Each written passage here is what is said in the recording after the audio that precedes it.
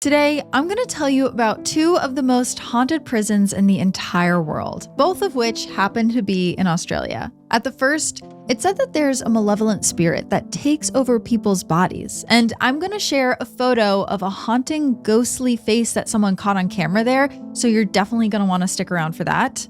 And in the second prison, years after it closed, when they were renovating the grounds, they found a mysterious grave far away from all of the other buried bodies that no one to this day can explain. And if you are someone with a dark curiosity, welcome to our strange little community. We're happy to have you. Feel free to like this video and subscribe to this channel so you never miss a video of my dark creation.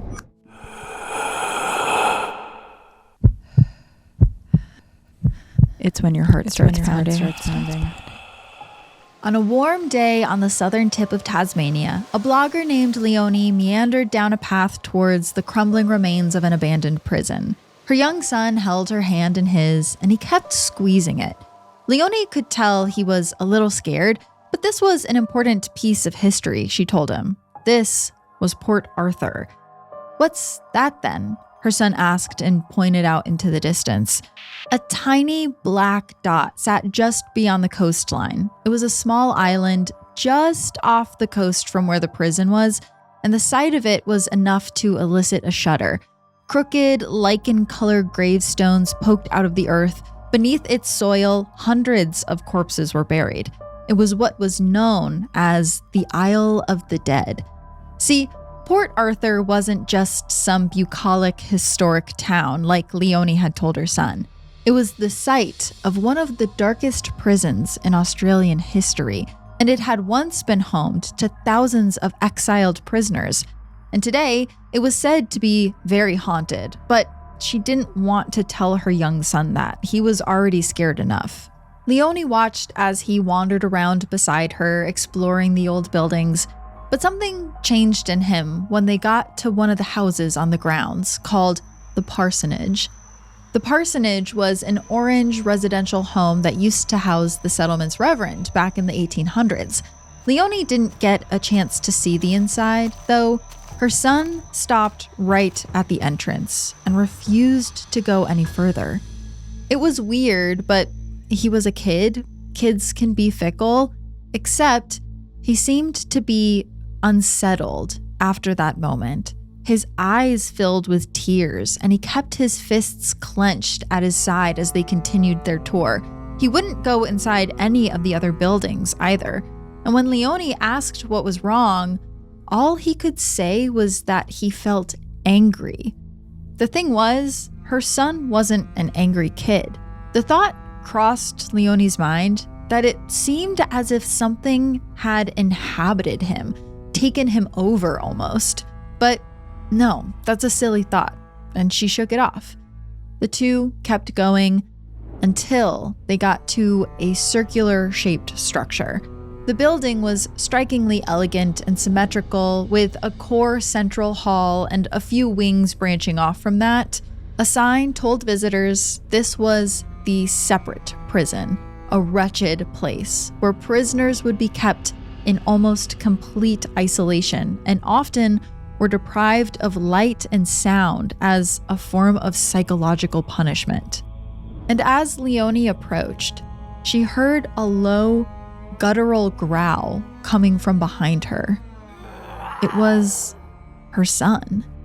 He was pacing outside of the prison, growling with a frenetic energy that caught the attention of other tourists. What was going on with him? This was so unlike him. Through clenched teeth, he explained that he was trying to keep the mad in. Yeah, it was time to go, Leonie decided.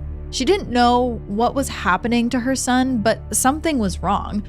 Right when they left the grounds, though, something even more unsettling happened. He completely relaxed. The tension left his body and he exhaled with relief. According to him, the anger was all gone. And that brings me to today's episode, because Leonie's son is not the only person whose body became possessed by something when they crossed the threshold into the abandoned prison of Port Arthur. Some even say that this is where the devil lives on Earth. It's common knowledge that this place has a tragic past, and today I want to share that dark past with you, but I also want to tell you about all the ghosts that remain there. This is Heart Starts Pounding, and I'm your host, Kaylin Moore. I have a really ghosty episode for you guys today. Stories surrounding two relics of Australia's brutal prison system, the Port Arthur Penal Colony and Old Melbourne Gaol. I also want to say just up front that some parts of this episode are tough. We're going to discuss confined spaces, sensory deprivation, infanticide, and execution. So that's why it might be nice to actually start on a lighter note and shout out one of you guys. Remember, you can always send me your morbid and macabre facts about yourself, like if you work in a haunted building, or if, say, John Wayne Gacy performed at your 3rd birthday party. I prefer if you send these to me telepathically, but if you have to, you can leave them in comments and reviews. Today, I want to shout out one of our listeners who wants to go by the name Beetlejuice, and they let me know that they're actually the little Victorian child that used to own Gordy, my monkey doll. Thank you for letting me know that. I'm sure Gordy is thrilled to hear from you. Or not. It's really hard to tell what he's thinking through those cold, dead eyes, but I can only hope he's excited. So, Port Arthur was a penal colony on a peninsula at the southern tip of Tasmania, an island off the coast of Australia. The area is surrounded by sea and massive cliffs. It's very stunning, the kind of place you would want to take a vacation. And it was gorgeous in the 1800s as well. So gorgeous, actually, that Britain decided it was going to fill it with prisons. A little history on the Australian prison system, but it began around 1788. At the time, penitentiaries across Britain had this big overcrowding problem, and to fix it, they came up with the bright idea to just ship their prisoners off to Australia, which was one of their colonies at the time. Around 160,000 convicts were exiled during this period, and most were sentenced to hard labor to build infrastructure in the developing area. A lot of prisoners actually stayed in Australia when their sentences were over, which had a big influence on the country's population. Something like 20% of all Australian citizens are descended from convicts. And if you are, please let me know. That's a really fun fact. I know one of my Australian listeners has to have crazy convict grandpa lore. But at the time, Port Arthur was a perfect place to put a prison because of those cliffs. They made it really hard for any of the prisoners to leave. What was an escaped convict going to do? Climb down the cliff and swim through the shark-infested waters? And thus, Port Arthur was created. So the first boat of convicts arrived in 1830, and they were basically there to increase timber output to build ships and houses. Upon arrival, they were usually put in chains that they had to wear around the clock, even while they worked. But here's the thing about Port Arthur, and prisons in Australia in general, that made them really disturbing. Because it was so isolated, Port Arthur was able to run sort of human experiments. British officials wanted to figure out the best way to rehabilitate prisoners, and they were willing to try all sorts of dark and twisted methods to do so. And that's why a building called the Separate Prison was built. The part of the prison where Leonie's son started growling and trying to keep the mad in. Yeah, there's a reason for that. One of the first prisoners sent to the Separate Prison was a man named Mark Kelly. Mark was incarcerated for burglary at another penal colony, but was then sent to Port Arthur. He was the kind of guy that disliked authority and got antsy when he got hungry. I mean, same. Shortly after his arrival, he got into a fight with some guards over his food rations, and he was tossed into the Separate Prison. It was where they put the convicts that they wanted to teach a lesson to. The design of this Separate Prison was actually modeled after a place called Pentonville, an experimental penitentiary in England that was built a few years prior. So Pentonville was designed to rehabilitate prisoners through something they referred to as, quote, isolation and moral growth. Essentially, they believed that if prisoners spent enough time alone and had limited access to other sensory inputs like sunlight and noise, then they would be forced to reflect on their crimes, and that would rehabilitate them. But what did this look like in practice? Well, Mark was kept alone all day, every day, in an isolated cell, a small concrete box reminiscent of being walled alive. Inside, there was a hammock, a Bible, and a toilet bucket. There was a small window that let some light in, but it was actually too high up for him to see anything out of. The few times a week that Mark could leave his cell, the guards would throw this thick hood over his face so that he couldn't talk to or even see the other prisoners. He could tell that there were other prisoners around him, but he never saw them. He didn't even know that they too were wearing the same thick hoods. And this lack of human contact was really tough on prisoners. Today, we know that this level of isolation can increase anxiety and depression, but back then they really thought that they were helping the prisoners. But maybe, strangest of all, of everything Mark experienced, he actually realized that he couldn't hear anything while he was there, and at first he thought that his hearing was going. But then he realized that this was intentional. See, the guards weren't just trying to isolate prisoners, they were trying to sensory deprive them. No sights and no sounds. So what they did was they laid down mats on the floors so not even footsteps could be heard. And prisoners were not allowed to make any noises. No singing to yourself, no humming, coughing and sneezing even got you in trouble. On the chance that you did make a sound, you would get sent to solitary confinement. And those cells were even worse. They were padded and windowless, so they robbed prisoners of both sound and light. Depending on what you had done, your time in those black pits could last anywhere from hours to months. And again, they thought that this would really heal prisoners, but the level of sensory deprivation was actually just psychological torture, and it was driving all of the prisoners slowly mad. So Mark wasn't really a violent guy. He was in Port Arthur, remember, for a nonviolent crime, but he started being prone to more outbursts the longer he was there. And the same went for a lot of the prisoners around him. On one rare occasion where Mark actually got to see someone, Mark was at the doctor's when he brutally attacked the man tending to him. But that was so unlike Mark. Could it really be that this system built to help these prisoners was actually making them worse?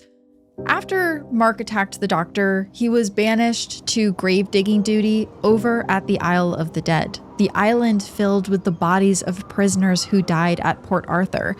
But honestly, anything was better than being trapped in that nightmare.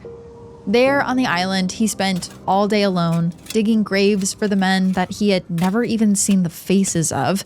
Except for one grave, there was one single grave on the island that wasn't for a prisoner. It was for an Aboriginal Tasmanian woman who died in 1833. In some ways, she was the only reminder in the entire area that people had lived here once. It was actually this beautiful community before the British built this horrible prison on top of it. One evening, just after the sun had set, Mark was scrubbing lichen off of the graves when he heard rustling coming from behind him. At first, Mark thought it was just his brain imagining sounds again, like he used to do inside of the separate prison. But then he heard it again. It sounded like footsteps on the dry brush coming towards him. He turned around to see who it was, and he froze in place. Standing about 15 yards from Mark was the shape of a man, but his face was inhuman. Cold, emotionless eyes were deeply sunken into the figure's face. Its jaw hung slack and at an odd angle, as if it were broken. The skin of the creature seemed to be decaying right off of the bones. And for a moment, Mark thought it looked like one of the bodies had crawled out of the graves and was standing there, just staring at him. But before he could say anything, the figure smiled and reached for him. One of the guards back at the prison remembered the sight of Mark running towards him, a terrified look on his face. He broke the rule of silence to tell them that he was sure he saw the devil lurking in the graveyard, and he begged the guard to let him leave the settlement. But the guard was skeptical.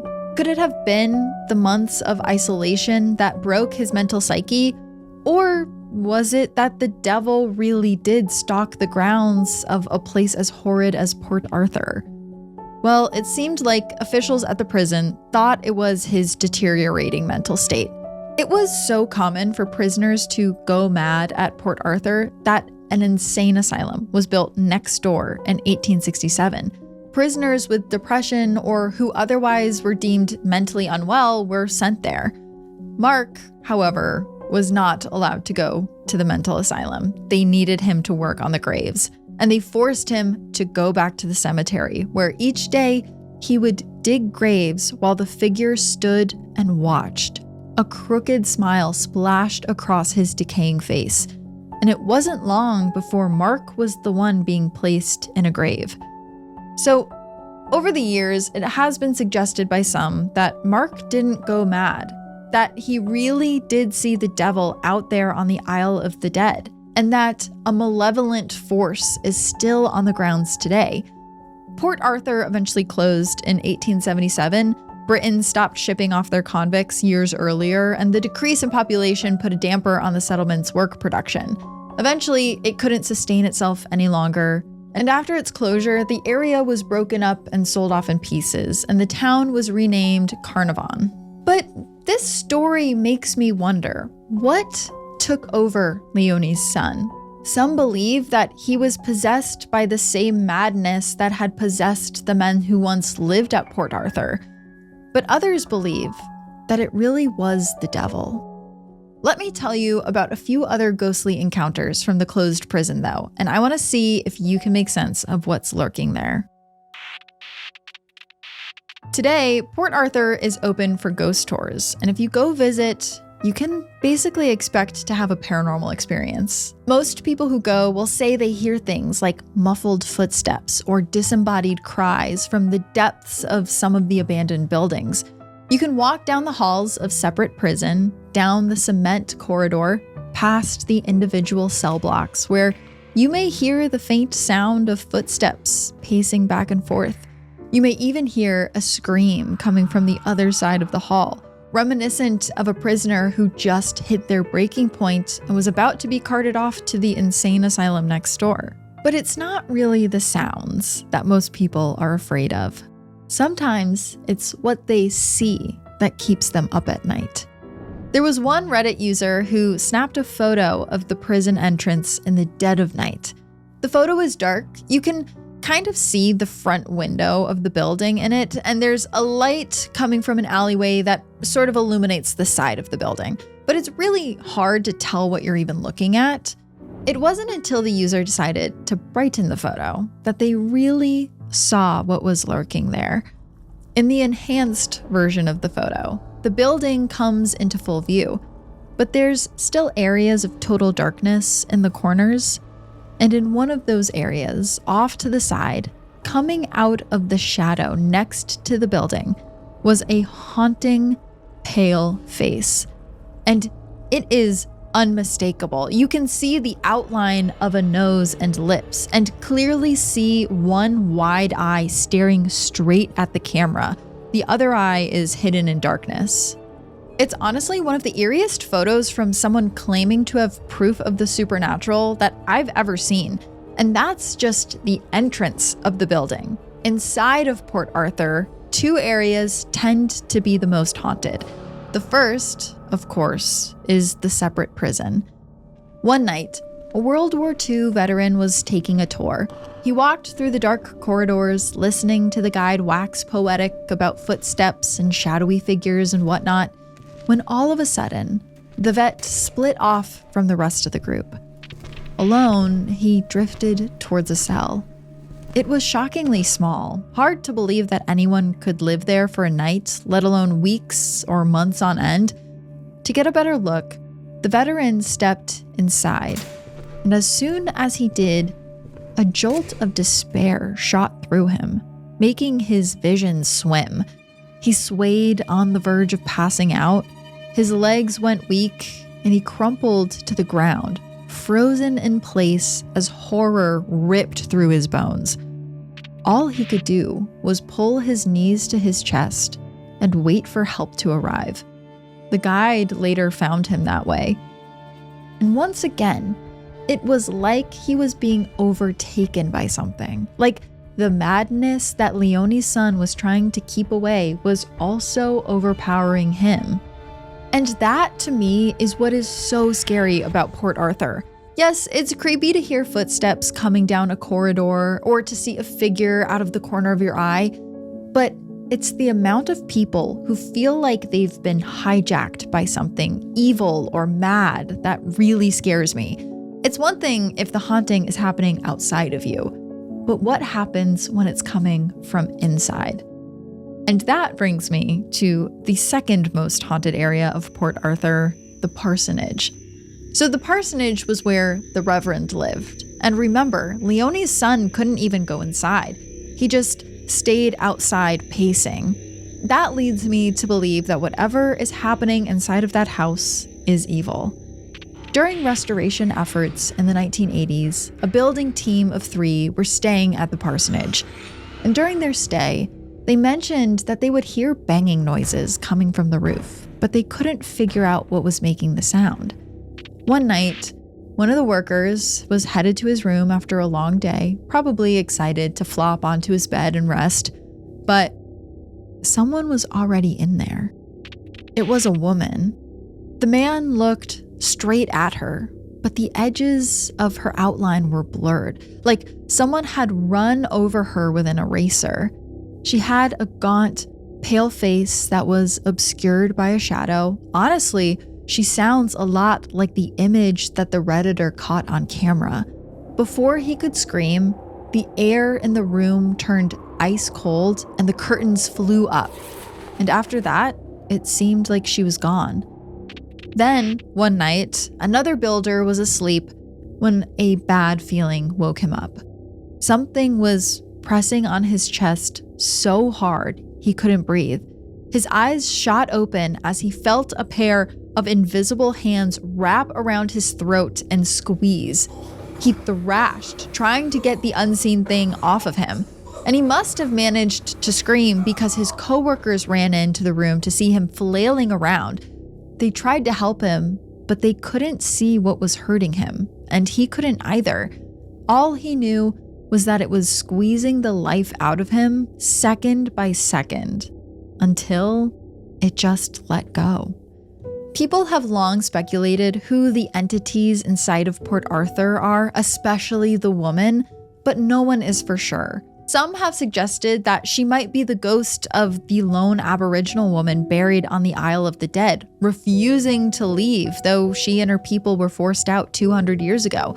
I'm not sure it's her entirely, but it's an interesting thought. To me, whatever is there feels too evil to be human. Maybe it really is the devil, like Mark saw on the island. And if it is, and it's open for tours, are you brave enough to go and find out for yourself?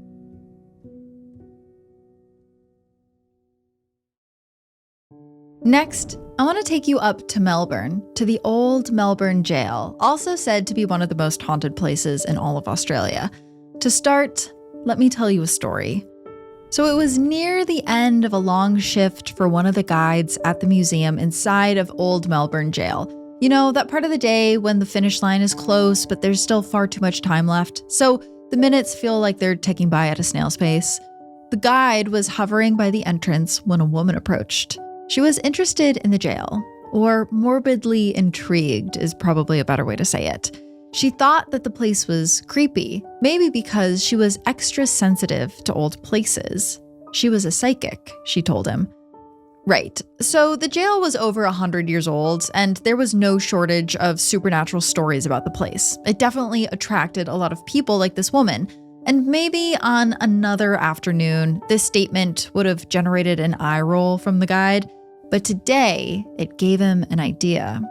He was bored, so he told her to follow him. And the two headed down a long stone corridor with metal walkways running its entire length, just above their heads. The corridor was lined with death masks, which were molds of the dead faces of prisoners who were executed on the grounds. They plodded over the cold, thick slabs of stone until they reached the end of the corridor, which hit against a network of other hallways to create a grand central hall. This heptagon-shaped cone extended up 3 floors to a skylight above, an opening that once allowed the guards of the jail's heyday an expansive view of the prisoners below. The guide led the woman to a flight of stairs, and beneath the metal steps was a large wooden door. It was nondescript, other than some scuff marks on the side. Mostly, it looked like a piece of cast-off debris gathering dust. And the guide took the woman's hand, and he laid it on top of the scuff marks. He wanted to know if she picked anything up. He figured that she would just say something wrong, like, "Oh, this was a door from the cell where so-and-so died," and so on. But that's not what happened. As soon as she touched the wood, her head shot back and her mouth fell open in horror as a scream ripped from her throat. "People falling," she wailed over and over and over again. And the guide was shaken to his core, because those scuff marks, those were made by the feet of desperate people kicking rapidly to save themselves in their last seconds of life. That piece of wood was the trap door of the old gallows. Old Melbourne Gaol opened in 1845 to welcome criminals from all walks of life, men, women, and sometimes children. It didn't seem to take a lot to end up there. There certainly were a fair amount of violent offenders, like famous gangsters and brutal murderers, but a lot of its occupants were just arrested for being poor. And I mean that literally. At the time, a term called vagrancy was used as kind of a catch-all offense that made it illegal to be unhoused or unemployed. Unmarried women, or those who were orphaned, disabled, or deemed, quote, lunatics, often found themselves unable to find work and were trapped in a cycle of poverty, one that would inevitably lead them to the jail. So if you were to walk down the corridor of the prison, you would see a long hall with locked doors on either side, just like in Port Arthur, but Old Melbourne Gaol had multiple floors. The floors that the prisoners were housed on determined just how severe their rehabilitation program would be. Those who were in for lesser infractions or who were nearing the end of their sentences were on the upper levels of the jail's blocks. There, the cells were bigger and they housed multiple prisoners. Many of the inmates would work for the prison, making uniforms, doing laundry, or breaking stones for roads. Some were even paid for their work. The lower the levels, the rougher the conditions were. The ground floor being the worst of all. Those cells were for prisoners who had committed more serious crimes, and their accommodations were designed to keep them contained and isolated. The walls were 2 feet thick with immovable hinges on the doors, which were offset from the walls so that prisoners couldn't see into each other's cells. Some inmates were given a thin mattress and a blanket, while others slept on boards on the floor. Again, the rooms did have a window, but it was so high on the wall it was impossible to see out of. And like Port Arthur, Old Melbourne Gaol was modeled after Pentonville Prison, and it used the silent system method to reform its prisoners. But whereas Port Arthur just had the separate prison dedicated to this, Melbourne's entire prison followed these principles. No one was allowed to speak, no matter what floor they were on. Inmates were kept in their cells for 23 hours a day under the watchful eye of the guards. They even ate their meals in there. For a single hour, they were either taken to the exercise yard, church services, or their weekly bath, but they had to wear a canvas mask so they couldn't communicate with their fellow prisoners. But unlike Port Arthur, Old Melbourne wasn't just using experimental prisoner reform methods. They were also using experimental medicine. So, a decent amount of incoming prisoners would go through alcohol withdrawal upon being admitted, and they would often cry out and break the very strict no-noise rule. But the jail thought they had a cure for this. Prisoners would first get doused with cold water, and then they would get sewn into a blanket. Next, they would be brought outside with that same hood over their face, and they were left out in the blistering sun for hours. Then, they would be forced to vomit to get everything out of their system. And last, they would be covered in leeches to get all the toxins out of their blood. It was an excruciating process that people were going through while they were actively withdrawing from alcohol, and some didn't survive this supposed cure. If you were in this prison, you would sit alone in a cell all day, nothing but your thoughts to keep you company. Maybe sometimes you would hear the wail of someone detoxing, but there was one sound that you could count on hearing. Outside the small window at the top of your cell, there would be the sound of a trapdoor opening at the same time every day. It was the gallows. Throughout its operation, the jail hung 133 people, far more executions than ever occurred at Port Arthur. And one of the worst people executed at this jail was a convicted murderer named Francis Knorr. So, Australian society was tough on women in the 1800s, but unmarried mothers had some of the worst experience of anyone. Having a so-called illegitimate child was basically a death sentence. Women would be banished by society, unable to work with no support system. So an answer to this was devised. A practice called baby minding or baby farming sprang up.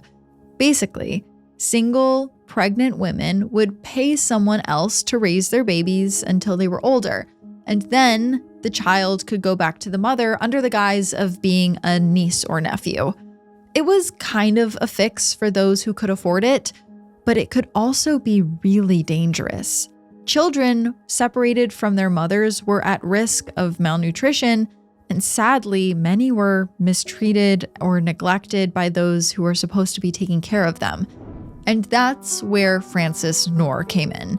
She was a baby minder, but she had her own idea about what should happen to these babies. The mothers weren't aware of this when they were handing their children over to Frances for safekeeping, but she was killing a lot of these babies that she was paid to look after, and it eventually earned her a death sentence. On the day of Frances's execution, prisoners heard the bang of the gallows door echoing through the prison and the whoosh of Frances's body plunging through the air. And after that, there was silence. One moment she was there, and the next she was gone. But then, a shriek pierced through the cells. And this had never happened before, where the prisoners heard screaming after a hanging. And many assumed that this must have been Frances herself, now an undead ghoul, filled with fury and grief over her death upon seeing the sight of her dead body at the bottom of the gallows. And this is where the legend of Frances began.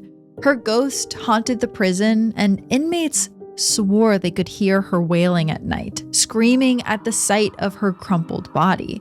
And in reality, the screaming sound that the prisoners heard was actually the prisoner's matron, who was disturbed at the sight of a woman being hanged, something that didn't happen often. But this set off a long tradition of ghost stories coming out of the jail. At some point after the jail closed in 1924, a university moved into some of its old buildings. At night, employees would walk around the grounds just to make sure everything was closed up. On one especially chilly night, a staff member was meandering around the outside, drifting through the dark shadows of the historic pathways, and they went over to a spot where the jail's old hospital yard used to be. They started feeling something strange, like a gentle shiver, hair raising on their arms. It was kind of this feeling of dread that washed over them. And then some kind of unseen presence told them that they weren't alone. They watched as a mist rolled in that covered the yard like a gentle cloud cover, and there was a distinct chill in the air, one that got worse and worse and worse until something appeared in the shadows. And there, across the old hospital yard, was an ethereal figure. It looked like a man with a gaunt, sad face, reminiscent of a death mask. He had a bulbous nose and thick eyebrows, and he was hovering just above the grounds. The employee ran away, and the next day they told their boss what they had seen. And he got this look on his face like, "Oh, you finally saw the ghost." It turns out, more than one person saw this specter over the years, but no one knew who it was or what it wanted. That is, until 2002. That year, excavators were taking an archaeological survey of the area when they hit something in their dig. They moved some of the dirt away, and they could see bones at the bottom of this ditch. They were in the hospital yard, and that's actually where the overflow of hanging victims were buried once the original burial yard had filled up. But what surprised the archaeologists was that these remains were far away from the others, and they were at this weird angle. So the body was parallel to the wall that surrounded the grounds of the hospital, while all of the other ones were at a right angle, which begged so many questions, like what was he doing there, and why was his body in a different position than the others? And of course, who was he?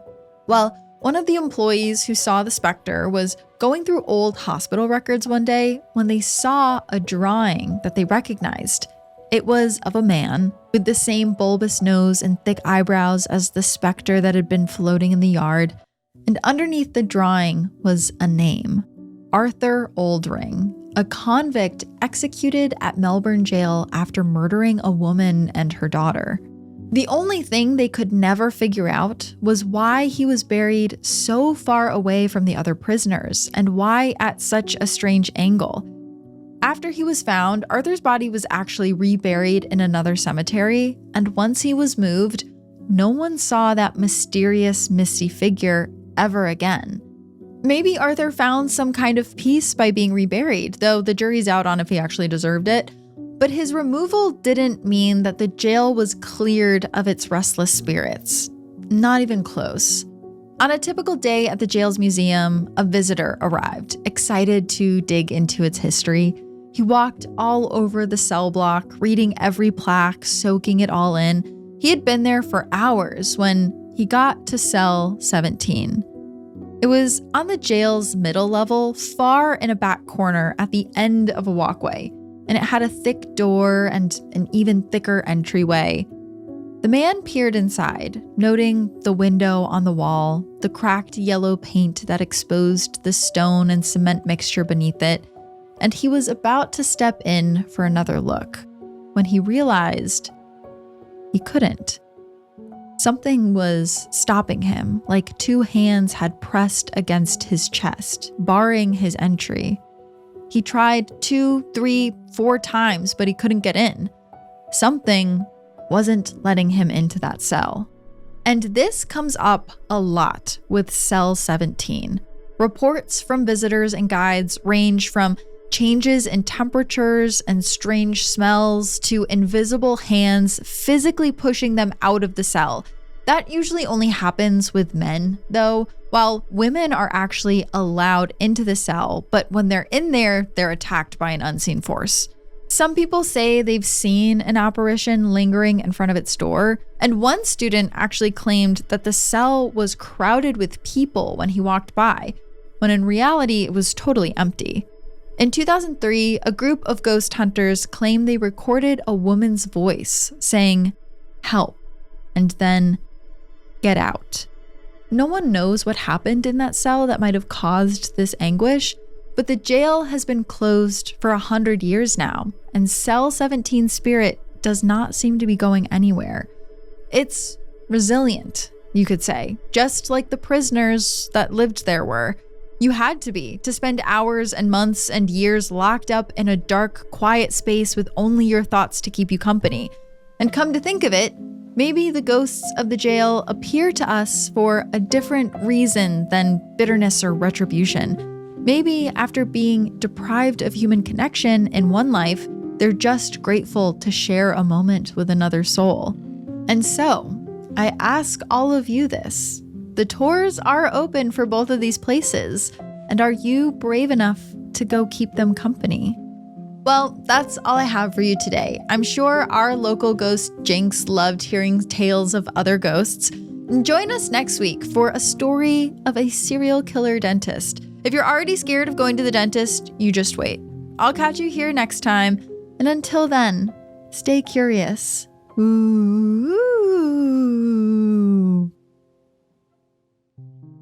Heart Starts Pounding is written and produced by me, Kaylin Moore. Heart Starts Pounding is also produced by Matt Brown. Our associate producer is Amanda Olson.